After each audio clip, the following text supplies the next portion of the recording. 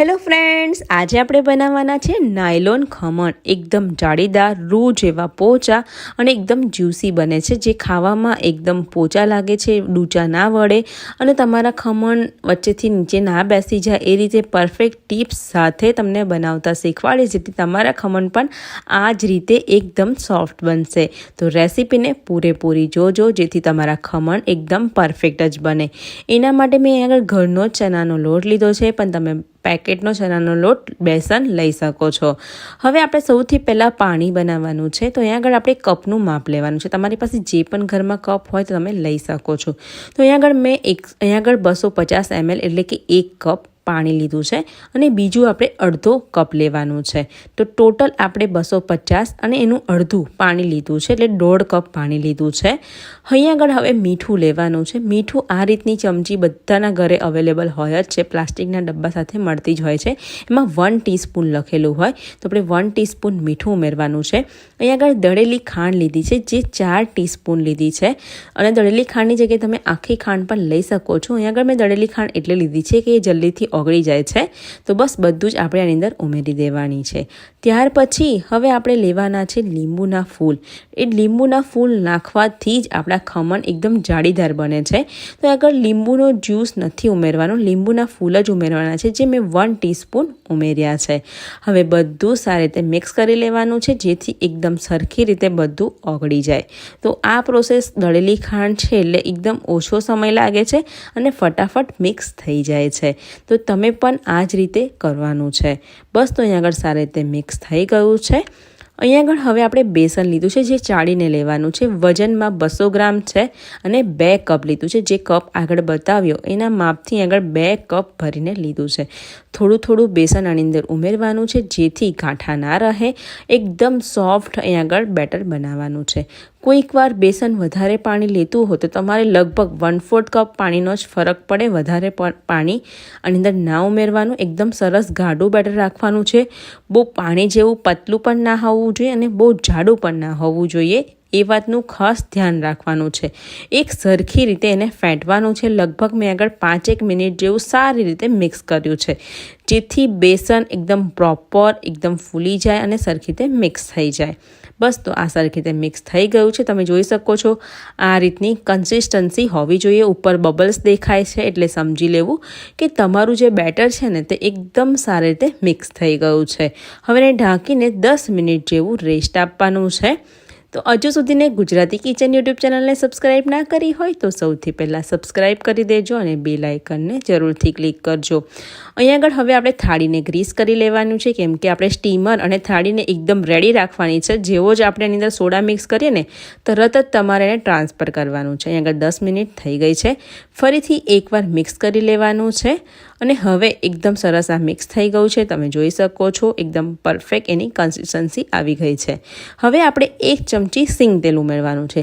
જ્યારે પણ તમે ખમણ બનાવો ને તો તમારે સિંગ તેલનો જ ઉપયોગ કરવાનો, જેથી તમારા ખમણ એકદમ પરફેક્ટ બને. અને 1 ટીસ્પૂન જેટલો ખાવાનો સોડા ઉમેરવાનો છે. કોઈ આ 1 ટીસ્પૂન જ લીધી છે, જે આગળ તમને ચમચી બતાવી એ ચમચીનો જ યુઝ કરીને લીધી છે. અને હા, આમાં ઈનો બિલકુલ ના યુઝ કરતા, તમારે ખાવાનો સોડા જ ઉમેરવાનો છે. અને હવે સોડાને એક્ટિવેટ કરવા માટે 1 ચમચી પાણી ઉમેર્યું છે, જેથી સોડા સારી રીતે મિક્સ થાય, અંદર લાલ દાણા ના રહે. એના માટે તમારે જ્યારે સોડા ઉમેરો ત્યારે 1 ચમચી પાણી પણ ઉમેરી દેવાનું.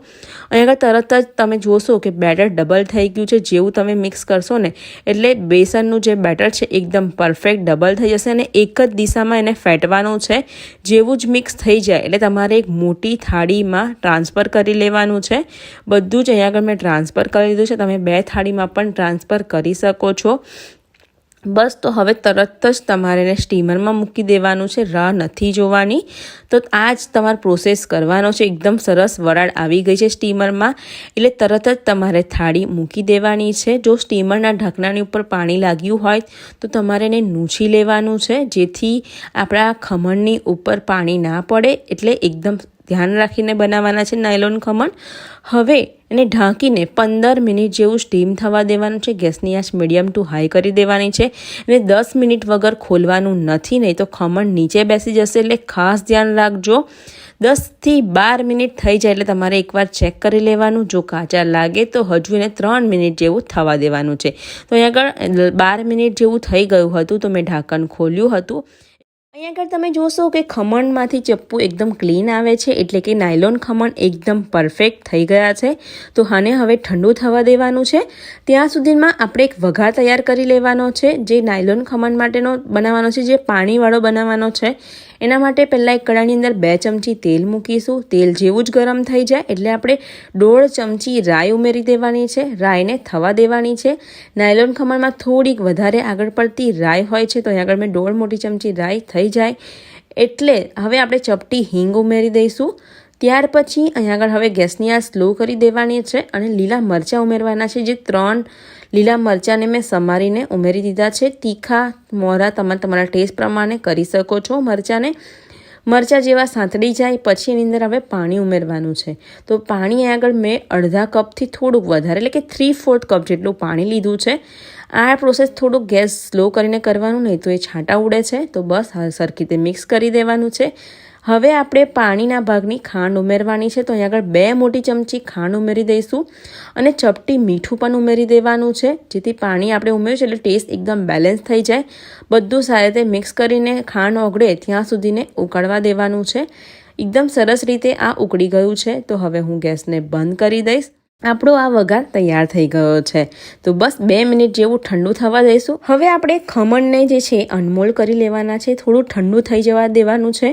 જો ગરમ સરખી રીતે નહીં નીકળે એટલે થોડું ઠંડુ થવા દેજો.